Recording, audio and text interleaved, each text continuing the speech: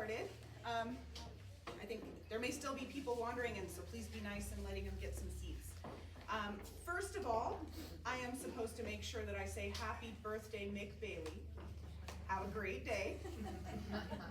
And welcome to our February and special Valentine's Day Fabulous Friday program. Today is also special because we are opening our first traveling exhibit of the year, A Day with the Birds. This has to do with not just cranes, but all sorts of bird populations and the Audubon winter bird count. It is from the Kaufman Museum down in Bethel College in Kansas, and it is just a really fun exhibit, so I hope you'll stick around after and check it out. It will be on display until April 30th. And also, thank you Phi Alpha Theta for sponsoring today. All of these lovely cookies have been baked by one of their members and one of our work study students and interns, Emily, so thank you for that. And then as far as upcoming events go, our next month's Fabulous Friday will be Ann Troyer from the Rose Sanctuary. You're kind of getting like the bird theme here. She's going to be talking about bird flyways. And if you haven't had a chance to grab one of our brochures, this outlines our major exhibits and events throughout the year, but we do have other displays and events and programs going on, so follow us on Facebook if you haven't already. Check out our website periodically for more details on everything in here, and you can grab these at a couple of different spots around the corner there. And I don't see Vicki here. She's right in front of you. There you are. Vicki Bissell is going to introduce our speaker today. Usually I'm hiding in the back. That's where I was looking. Okay, I'm Vicki Bissell, and I'm one of the members of Fabulous Friday, and we want to welcome you all, just like Lena said. And today we are honored to have Dr. Nathan Tye from UNK's History Department, and I think this is his second home. It seems like he's always down here looking for things in the archives. Well, today he's going to share some of those things that he has found in the archives, and he's calling it love in the archives. So we'll see what he comes up with love. Here, go. So, Dr. Tye. All right. Well, thank you, Vicki. Is the microphone working now? Can everybody hear me? Awesome. Okay. So, thank you, Vicki. Thank you, Lena, for having me today for Fabulous Friday. I'm happy to see many familiar faces, but also new faces. So, thank you for coming to the Buffalo County Historical Society today. We're going to do, so for those of you who have been to Fabulous Fridays before or have maybe been to some of our Brown Bag series, we're going to do it a little differently today. Instead of me kind of showing you fun things on the screen and kind of walking you through stuff, I've got a bunch of fun stuff from the back. Okay, so we're going to do kind of a Valentine's Day themed show and tell, broadly on the theme of love. And as any good historian, I have a very broad definition of what love is going to be, as we're going to see. Okay? Now, before we get into the fun stuff and we get into the show and tell, I want us to kind of think about love. Today is a day that we are all certainly either intentionally remembering it, or maybe forgetting and having to stop by Walgreens and get something, or at the very least, the cards, the candy, the general kind of commercial feeling for today is certainly something that we are all feeling. Now, love, like any other historical phenomena, is also historically contingent. Okay, and what that means, is that love is reflective of the time period in which it is expressed. Okay, so to love someone in 1850 is different than 1950, than 1914, than 2025. And we see that in the archive, different ways in which love has been expressed, different ways love has been manifested, different ways that love comes to us in the present. Now, the other thing about being a historian is that one of the things that we do is we look for the structures, the remnants, the things from the past that kind of extend into the present. We're kind of looking for these imprints, these fossils, right? These things that are kind of durable, that make it into our present moment. And love is one of those things. Love is a really enduring human phenomenon, right? And there are different ways in which we have recorded it, legislated it, integrated it into culture and commerce, integrated it into government and education and a variety of different ways. And so it comes to us in a variety of roundabout fashions. And we're going to see with the archival materials that we have today, different iterations of love, certainly some that we might not necessarily think as love, things that kind of document relationships, things that document marriages, and things that document other sources of human intimacy and connection. Okay. So I'm going to walk you through. I kind of want to. I've pulled a broad selection of things from a really wide-ranging history of the county. Okay. That document different aspects of human love, intimacy, and connection. And to start off with what I think is very generously part of love, I want to start with our oldest objects. And some of you in the room know exactly what these are. Woo! Yeah. So these objects are the earliest physical artifacts we have that document some part of love. Okay, a commercial part of love. These are the bricks from the Wild Woman Ranch, which was a road ranch that served Fort Kearney. And so this was where a ranch where young sex workers operated out of so that soldiers in a largely male space could have some leisure time. Okay. Now, that is love. It is love. It is not romantic love by any means, but it is love. And it is a historical manifestation of human intimacy and expression. And this is, again, the oldest physical artifact we have of that in the archive today. This dates to approximately the 1850s. These bricks were collected in the 1930s from the location of the road ranch itself, which is approximately at the end of the highway bridge over the Platte River today. So if you were driving down to Axtell, if you were driving down to Minden, right when you kind of come off the bridge, this is where the Wild Woman Ranch would have been. And it was such a known commodity and a known thing in local county lore that it was still appearing on county maps at the turn of the century. So we have county maps, and I've got a photocopy of one where the ranch is still identified, even though it has been shut down for 40 years at this point. That people still wanted to know where it was at. And one of my very early predecessors, now I know we have some students in the room, does anybody happen to live in Mantor Hall? Okay, nobody lives. Has anybody lived in Mantor Hall? Oh man, I'm disappointed. Oh, okay, there's one. Thank you.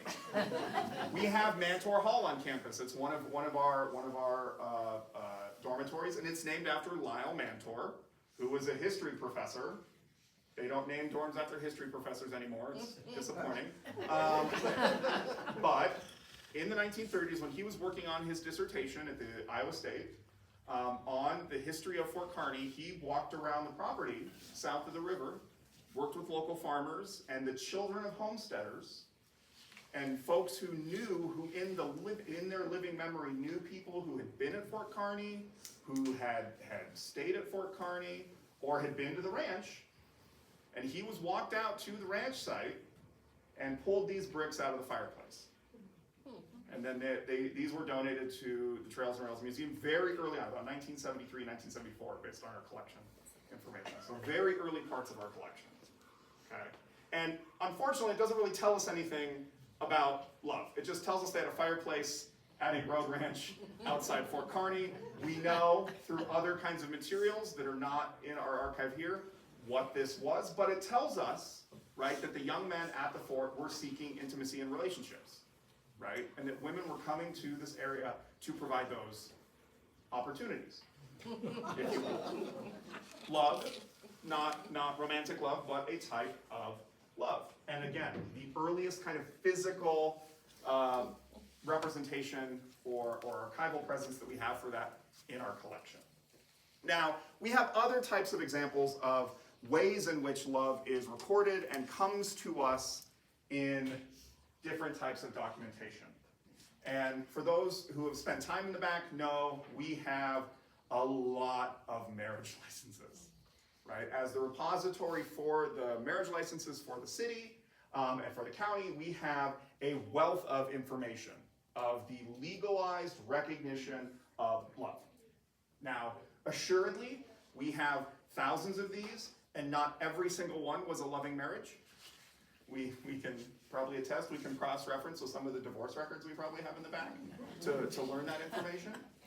But a marriage license is more than the manifestation of the state within a loving relationship, right?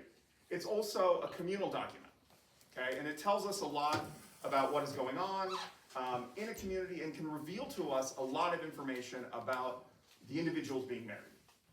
Okay? And so this wedding license, and we also have the affidavit applying for the wedding license. This is March 16th, 1893. This is April 4th, 1893. It's the same couple.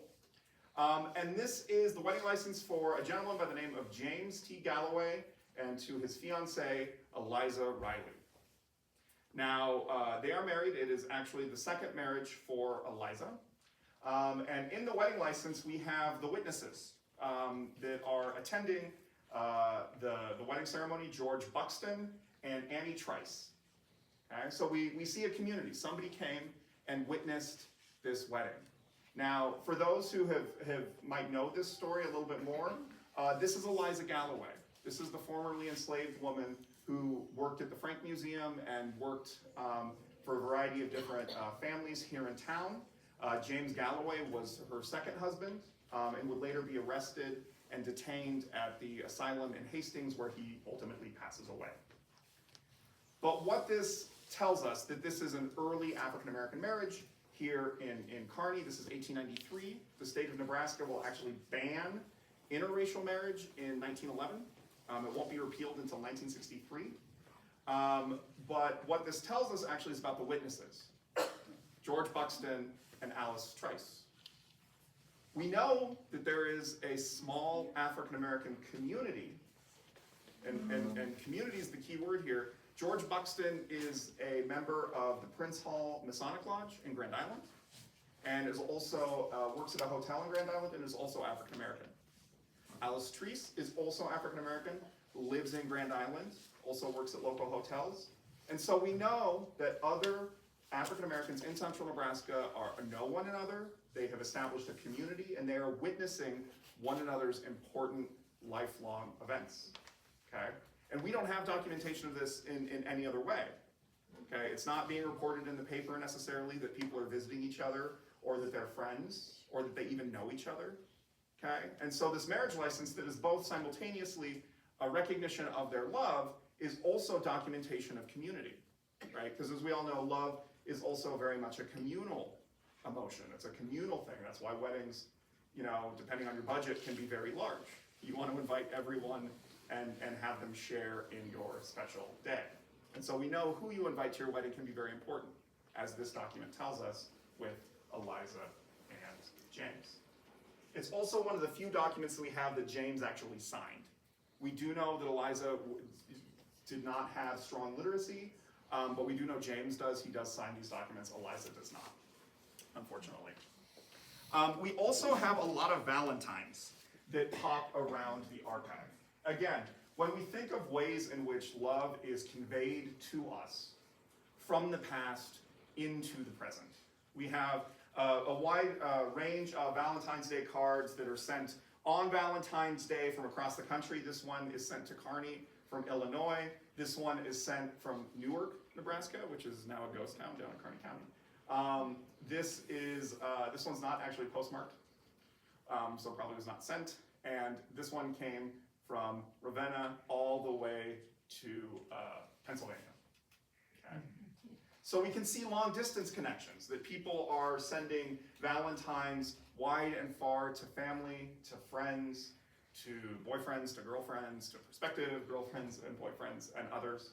And what is also telling about a great number of these is you can see the commercialization of Valentine's Day that is starting to happen in the early 20th century, okay? That these are mass-produced Valentine's Day cards that everybody has to participate. You've got to buy something really nice, and however expensive it is a demonstration of your love, as we all know.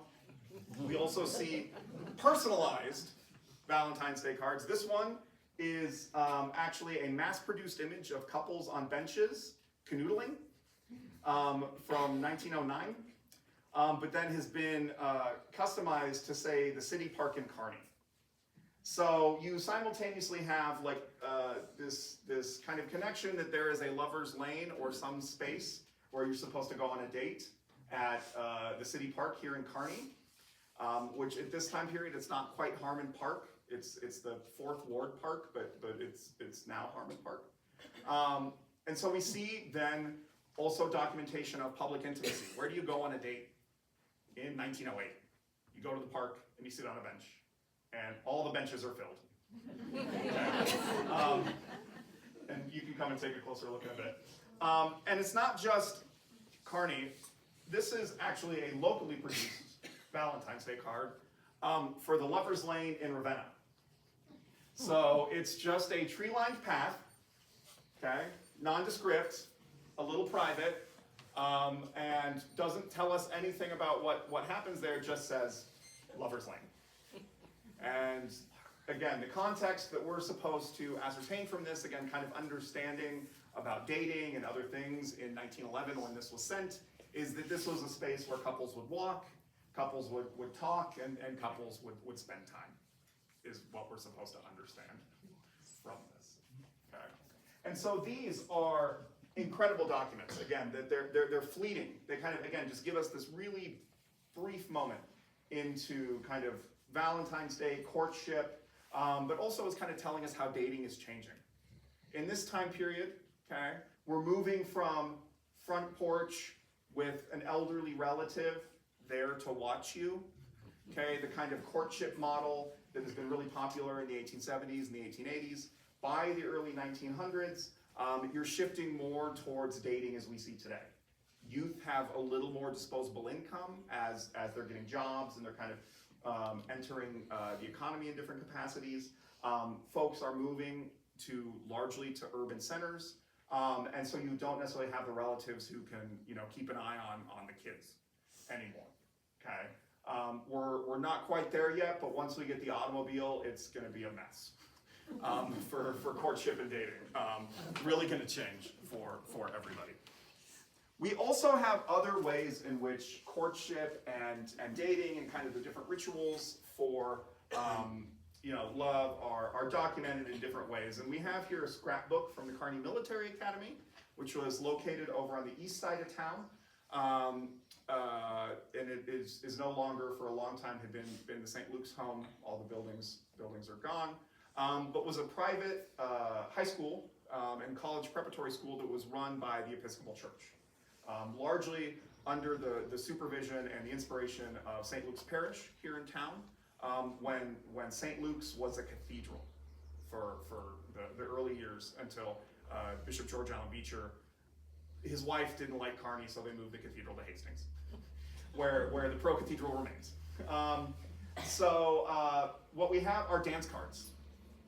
This is a school that is all men, all young men, but throughout their year, they will have occasion for female members of their peer group to have kind of socialized and sanctioned activities. And so there's actually quite a few dance cards in here. The annual football dance for the Kearney Military Academy, the officers' annual ball on April 15th, 1910, okay? And for those of you who ever had a dance card or know what a dance card are, one is fairly well filled out, one not so much. So we know that typically with the dance card, right, you want to find a variety, other folks who are also at the dance, at the ball, get them to sign up for specific dances or ask you to dance with you. No longer on these, there would have been little pencils attached to them, okay, so you'd carry it around. And then you'd have a record of who you engaged with for what particular dance, okay, throughout the evening. If there was a particular partner that you really enjoyed and you danced with a couple of times, and so we can get some sense of that from these. We could probably cross-reference with student records and other things to see where the young women who are at the ball are.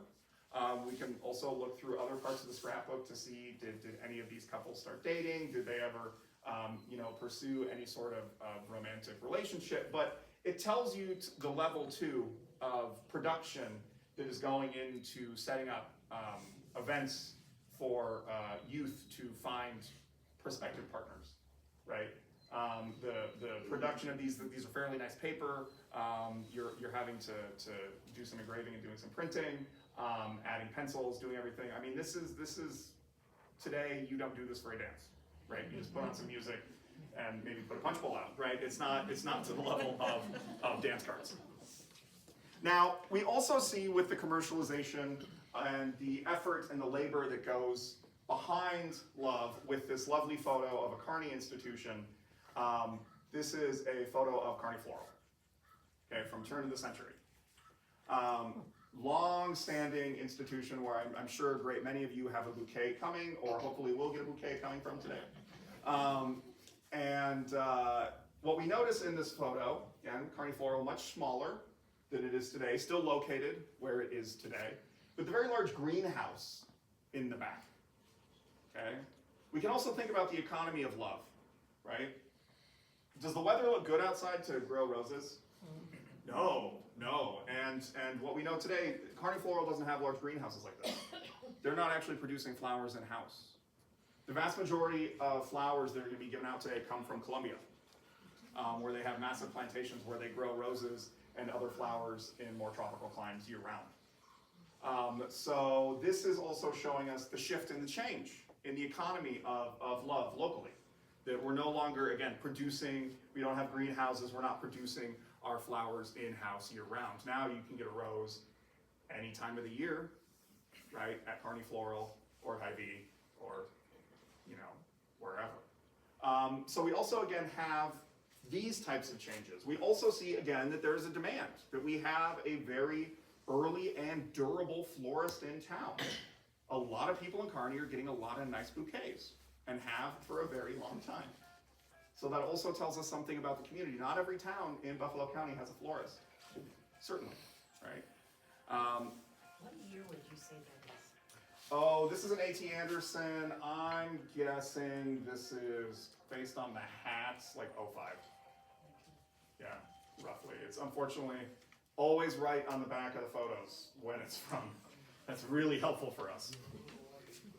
Now, there's another story in the archive that Lena and I have been working on a little bit this week as we prepare.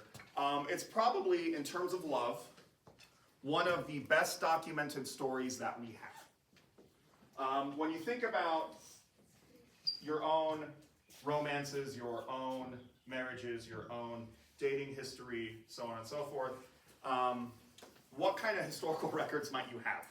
Maybe some angsty diary entries, some Valentine's Day cards, photos from a prom, a wedding license, what have you. But you might not have mounds of legal paperwork, receipts, love letters, photos that span 2 continents and multiple languages. Okay? So this is a really incredible collection that we've had for a little bit. That is Marianne Hemmen from Amherst, and her husband Eugene Hemmen, also from Amherst. Did anyone know Eugene and Marianne? Chance? Okay, good. Okay. Eugene was a farmer in Amherst, served in the Second World War, and Marianne, his wife, was from Germany, and they met during the war. And he spent then years after the war trying to get her to come to Nebraska.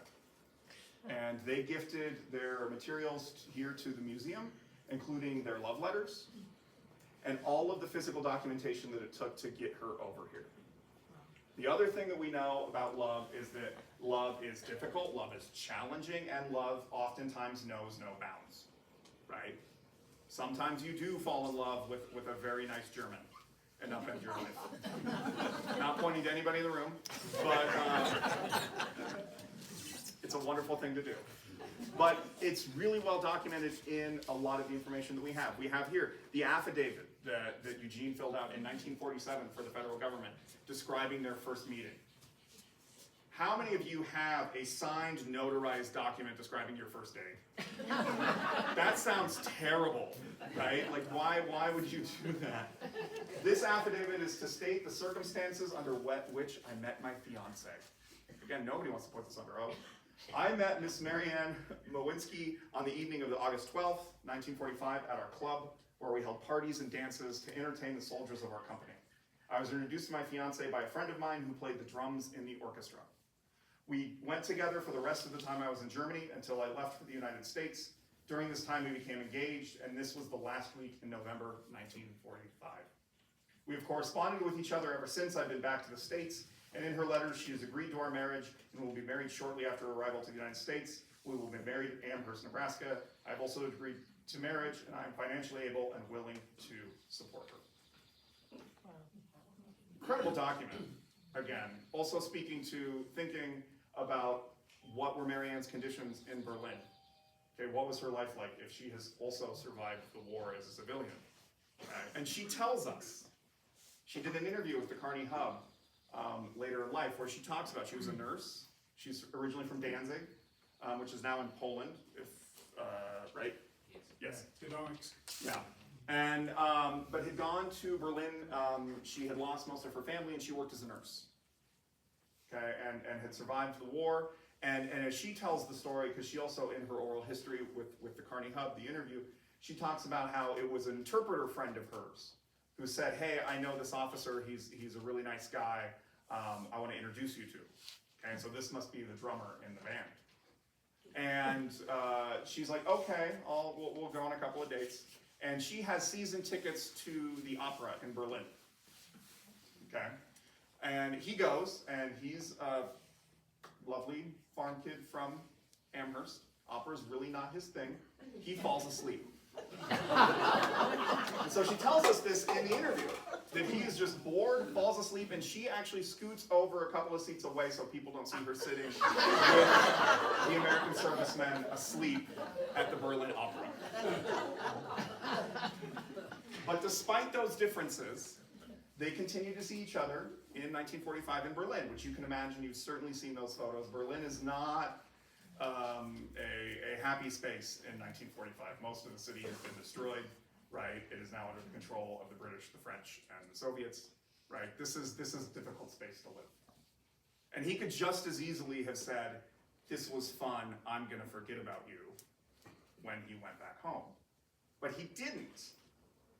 And we know that because we have all of their letters to and from Amherst to Berlin. They're bound in a nice little volume, EH to MM.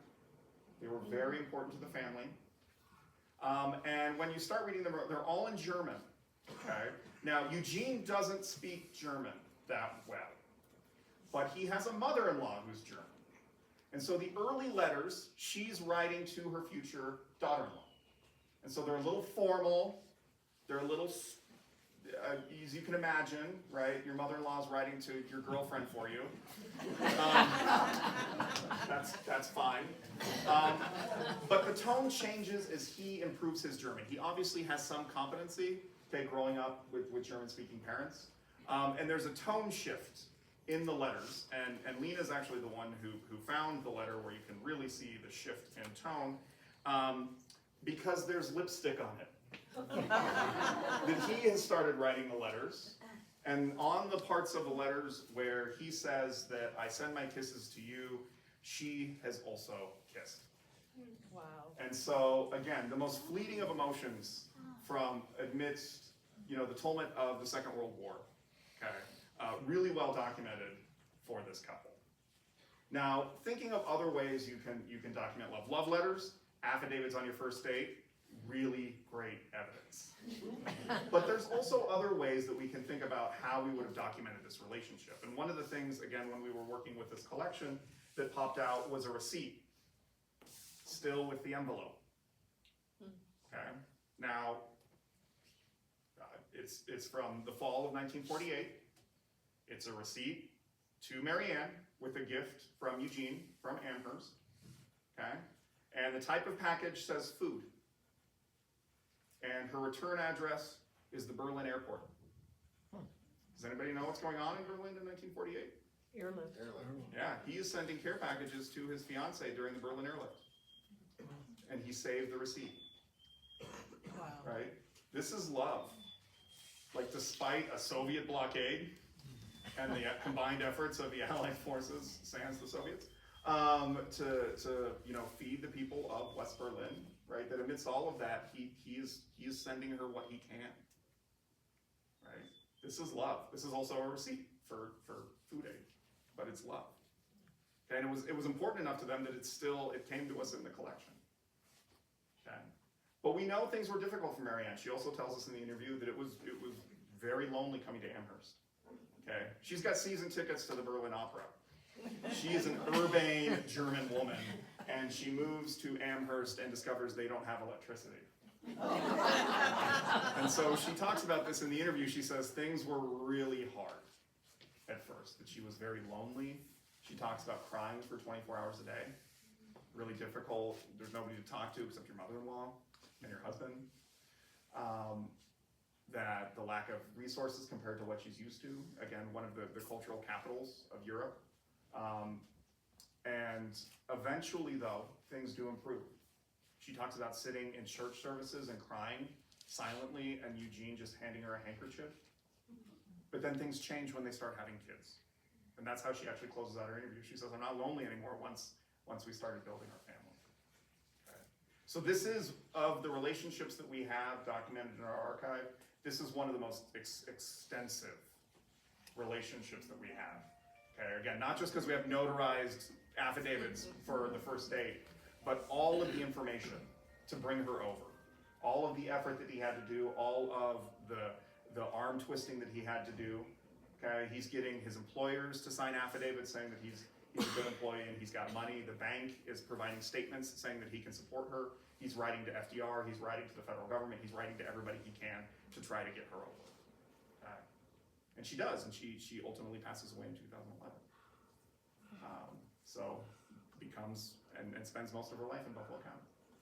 And the family was gracious enough to gift us those items so that we can share the story with you today, among other things.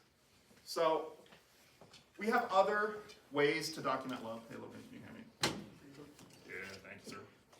So shifting from romance a little bit, love isn't just for one another, and it's not just for our loved ones necessarily. We also love our community, right? That's why a great many of you are volunteers here at the Buffalo County Historical Society or other parts of the community. It's why you're interested and invested in your community. So I would say a great many of us love our community. And that's another kind of love. It's not romantic love. It's not the most sexy kind of love to say, I love Kearney. But we have that type of documentation here as well, of efforts by people who really are committed to one another and to their community, okay, and feel a very deep and strong connection. And we have that represented. Some of you know what this binder is because you see it every day. On the shelf, this is one of my favorite things we have in the back. These are our comeback letters. It's a collection of letters that residents of Kearney wrote back on the 50th anniversary of the city in 1923.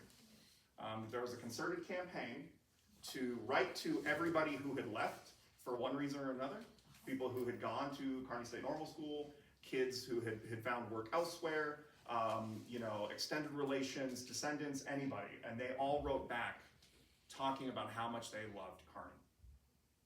That I remember when, or I remember this person, or I'm glad to hear that this person is still alive. I'm glad to hear that this business is still in operation. I'm really glad that things are still improving. I really wish I could come back. This is a wealth of information on early Kearney. There's elderly residents who are like, I remember when the fort was still there. I remember when the homesteaders were there. I remember interacting with the Pawnee in a couple of the letters as well. Okay, this is love of community, right? This is love of one another, and it's not the most romantic kind of love by any means, but it is a really rich record of people who deeply cared about this place. Place we all inhabit now. Okay? And we have other manifestations of that. This is the other one. Logan, can you hand me the other one? Cool. Yep. Is you know, efforts to love the community aren't always successful. This is one of the documents that kind of leads to the creation of the Buffalo County Historical Society. Some of you will remember there was a long concerted effort to save the train depot downtown. And as we all know and love, there is a beautiful turn-of-the-century train depot downtown today. That effort did not work. But this is also a documentation of love. It's a love of the community, it's a love of the past. Right? That's why we're all here right now, right? We really love history. We love our community, we love you know, historic buildings, historic artifacts, other kinds of things, right? This is one of those efforts. It was not a successful effort. We did not save the depot. Okay? There are large portions of it. Okay? Some people have portions of the depot in their garage. Not me, and he's not here, so I'm not gonna have him. But again, this is love of community, love of one another, that we want to preserve this for future generations. Okay? And ultimately, again, this effort was not successful, but was one of the instigators to lead to the creation of the Buffalo County Historical Society, which is at its heart a community or an organization dedicated to the love of the community. We love its past in all its complications, and the people who created that past, right? We want to share it with others. Okay? Now we are continuing to record and collect and document the love of the community. Can you hand me that last thing? Okay. So I know there are a lot of Phi Alpha Theta members here, and he is not here, so we can laugh at him a little bit. We continue again to collect records and documentation related to the history of love in Buffalo County. So all of you, again, who are from campus, this is the program for Dr. Stoudemire's wedding, which I collected at said wedding and then immediately donated to the museum so that we can have a record that Dr. Stoudemire got married last summer. So it is in his family file in the back, but again, is a physical documentation of his relationship, okay, and of love. And you look at this program and compare it to our other wedding licenses and other wedding records, and you can see how weddings have changed, okay? You can see the different kinds of trends, the different kinds of things that people have. So this will actually be really useful. It's a little funny, and it's a little very much Dr. Ty. He immediately gets something and donates it to the museum. But we are still actively collecting stuff, right? So if you have records related to love or other things, you know, we would be more than happy to include them in our collection so that in another generation, you know, we can be looking through your love letters. Which might be it's a little unnerving, right? But if you read that, if you write them in German, it'll take us a little bit longer. Okay? But we will find someone who can read them for us, certainly. So I'm going to put everything back on the table, and then I'm happy to answer questions about the stuff. But I really just kind of want folks to look at stuff and kind of have the opportunity to kind of look at things here for Valentine's Day. So thank you. Yeah.